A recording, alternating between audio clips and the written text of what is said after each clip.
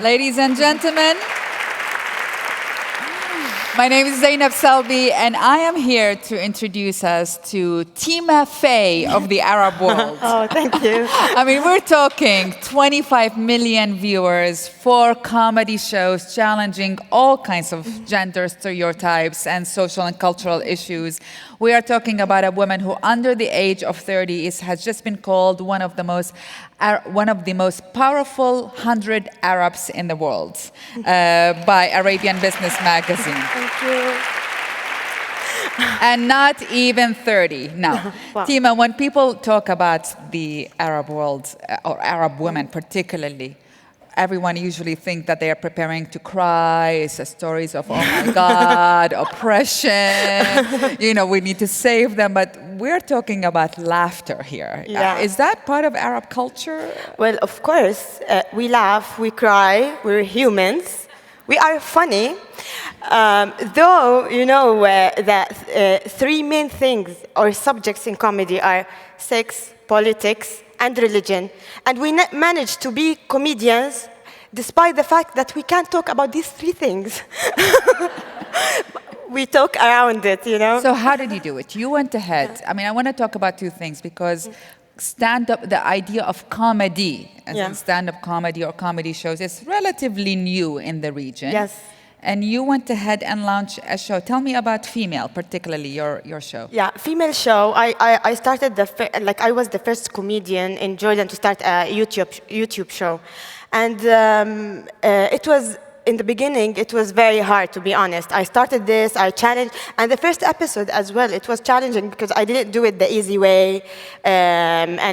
No, I challenged everything. I went into my pajamas. I was doing experiment. I went to a public souk.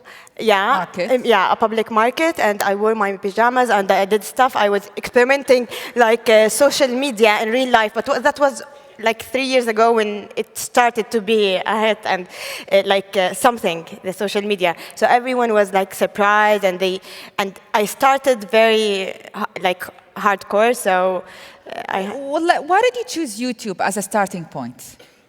Well, because to showcase myself, you know, YouTube and online in general, the internet gave people space to showcase themselves, especially that in the Arab world, the channels, we have a lot of censorship. We don't have freedom. Even in the, like all TV channels, there's always like limitations or rules. You can't, it has to be like this time or this time. And other than the censorship, so YouTube and online, it gives you space to talk about what you want with no limitations. Especially that on YouTube, people choose to watch you. They are not forced to watch you like TV. If you don't have anything to watch, you just put on anything. No, on YouTube, they search your name, they go to your name, and they choose to watch you, which is very special, I think. And YouTube in the region, is, if I understand correctly, is the 2nd highest usage in the world after America and before Brazil. So it's a big deal, actually. Now, you chose one of your shows to comment on sexual harassment. Yeah. Tell us, I mean, and you are from Jordan, so let's talk about the sexual harassment women face in Jordan and how did you tackle this issue? Okay. Basically, usually in comedy, people can hear you more. You can, like, if you do it like in a way educational or you're preaching, they will not listen to you. But through comedy, you can get to people, especially by making fun of yourself in the beginning, before making fun of people, you know?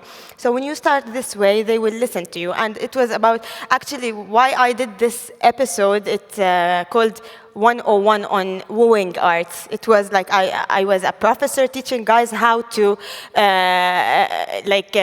deal with girls in the streets, because you know in the street you can't walk like in peace.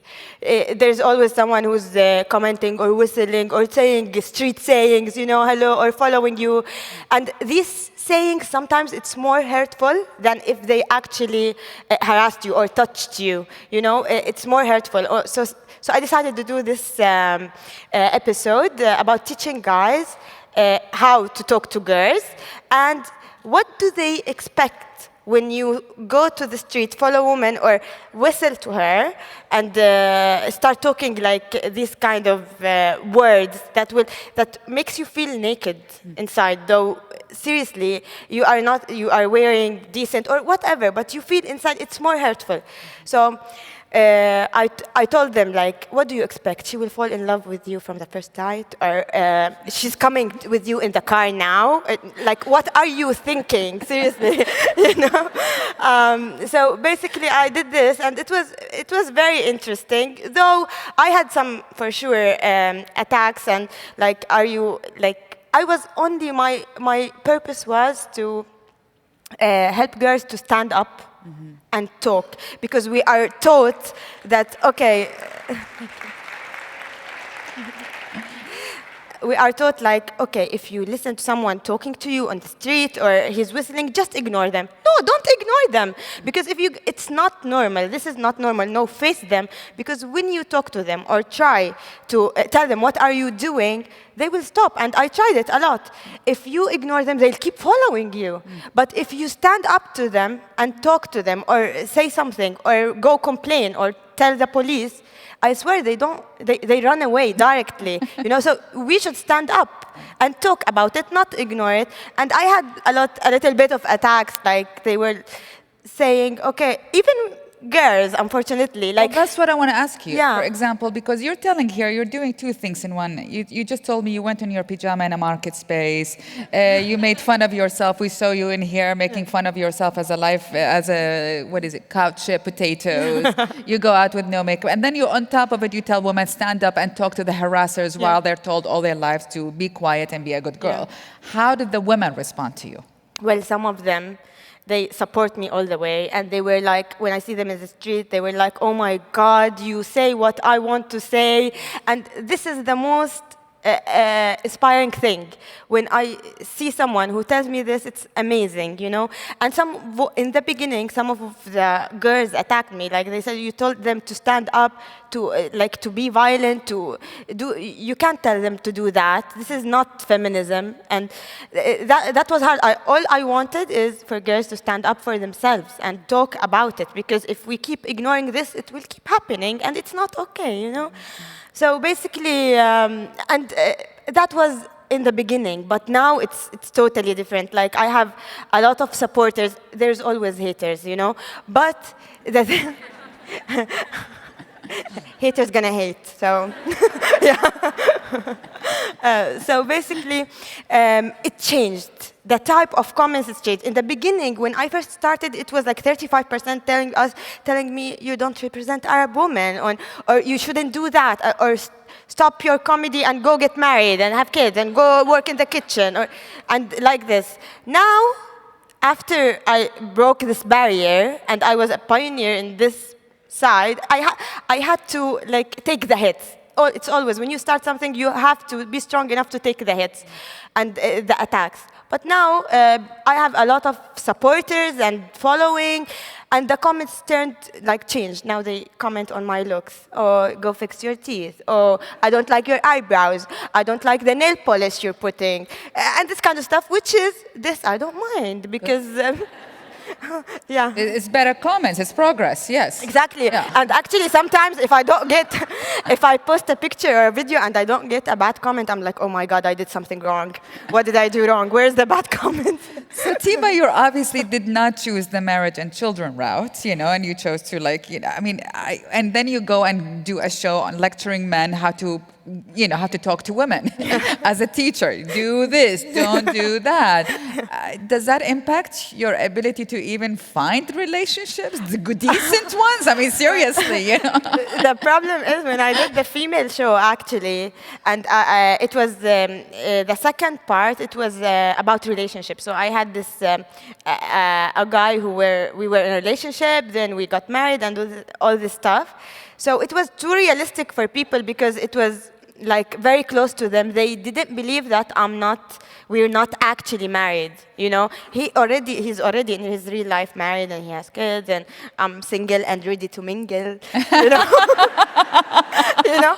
But everyone thinks now that I'm married, and the people who don't think that I'm married, they say, "Oh my God, you're too you're too hard to deal with. You're very strong. Oh my God, we can't deal with you." Even some guys, like when I'm on interviews on TV or radio, they call me and they say, "Please, our women keep like letting us watch your videos, and you're teaching them stuff. They are rebelling on us now. Stop it," and stuff like that. And this, yes, go do this.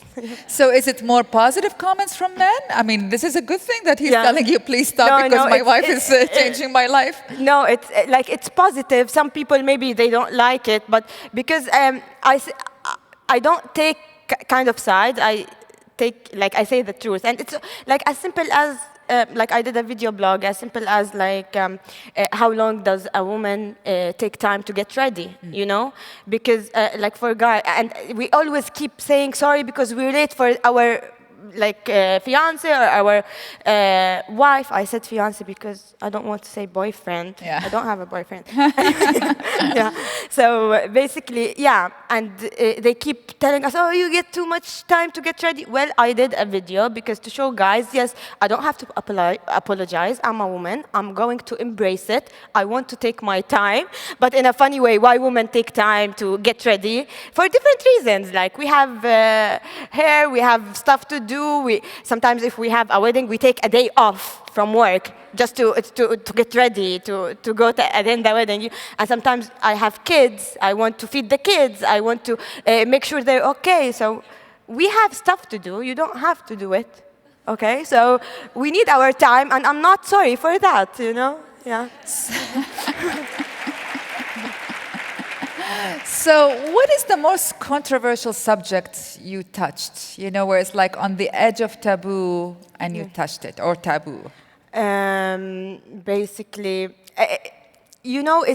there is a thin line I can imply in my videos or my shows about something, but so I want people to accept me and like me and hear what I have to say. I don't want to attack or just to attack or prove my point. I want them to listen to me. So there are different stuff like in relationships. Like for example, the first season of female show, before it was a one-woman show, it turned out to a TV show. It was about how girls and guys meet and they date and then they get engaged. You know, this is not very familiar, dating in the Arab world. It's not very familiar. We do it. Okay, but we don't say we do it. We actually do it, and we live a double standard life. You know, our family don't know that we do it, but it's there and it's happening. So you just talk about it, you know. And then when you want to, the guy decides to come and marry you, they go to your family and ask for your hand for marriage, you know. Pretending that he doesn't know you. Pretending that I saw her in the street. I don't know her, you know. It's true. I don't know her. I swear. So when once I said to the camera, because there is a part where I talk to the camera, I'm like, okay, when the father says, "Oh, you have a guy who came to ask for your hand. Do you know him? How long do you know him from university, for example?" I'm like, "Yeah, I know him." So it's so embarrassing. So my dad, "What are you going to ask me? Like I touched his hand?" "No, I didn't touch his hand." "Did we do it?" "No, we didn't do anything. I don't even, I just said hi to him once, but he's nice. I want to marry him, you know?" So you sort of basically unveiling a lot of the issues that happens in the society, but no one is talking about it. Yeah. Now, when you do that, you put yourself out there. How did your parents react to that? Still, I mean, we're still talking about your challenging cultural norms. Yeah, for sure. To be honest, it was very hard in the beginning when I started because, as I told you, my start was not really easy. It was hardcore, and I had some attacks from other than people. It was my relatives. Some of my relatives, they were complaining, and they did a family meeting, and they were like, "Oh, you should stop this," or, you know. Intervention, so, family kind of intervention, exactly. Yes. And they asked to stop, and I was like, "I will not stop." And it was like, my father, he's very supportive. I love him to death because he's always been supportive. And my mother, she's extremely supportive. But for me, my mother, because she was in a hard position between her family and relatives and her daughter. So I love her to death. And now like in the beginning, it was very hard, you know. What was it? I mean, what she's saying, stop doing that. She said, like, she didn't say stop, but she was not happy. I could feel it, you know, you could feel like she's not comfortable. Anytime I get on TV, she's worried and she doesn't, what will happen now? What she will do now? Oh my God, please. And afterwards, we came to a piece. She liked what I did because I didn't do anything to disgrace the family, you know. I'm just standing up for myself. I'm doing stuff that are making people lives maybe a little bit better. It makes them laugh, and there is a message from what I'm doing. So she likes it. And now, just before any new show, she's telling me, okay, just make sure you wear something decent. Because you were criticized on wearing a short skirt in one of your first Yeah, but shows. for me, to be honest, I always portray myself. I don't want people to see me as a pretty face, someone who shows it. In my real life, I wear what I want.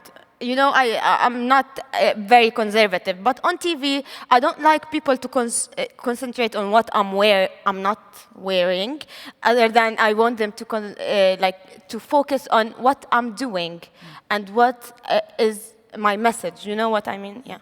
So,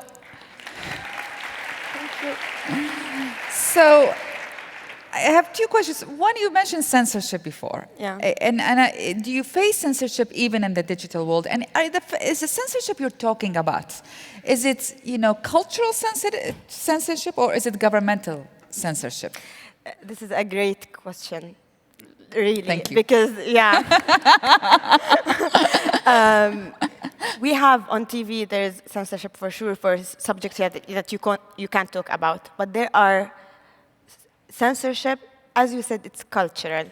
It's not censored by TV as as it's censored by us. You can't talk about this because if you talk about this, you crossed a huge line in the society. They will not accept you at all. Such as? You know, if you want to talk about, for example, yeah, as I said, relationships, like between guys and girls, and if you want to say like sexual relationships, for example, this is like, you can't talk about this because we don't have sex before marriage. We're not supposed to. Like, we don't, but you don't know, you know? Because yeah, so there are a lot of stuff that, for example, on YouTube, I'm more free because I don't have the censorship of TV, but at the same time, there are the cultural censorship.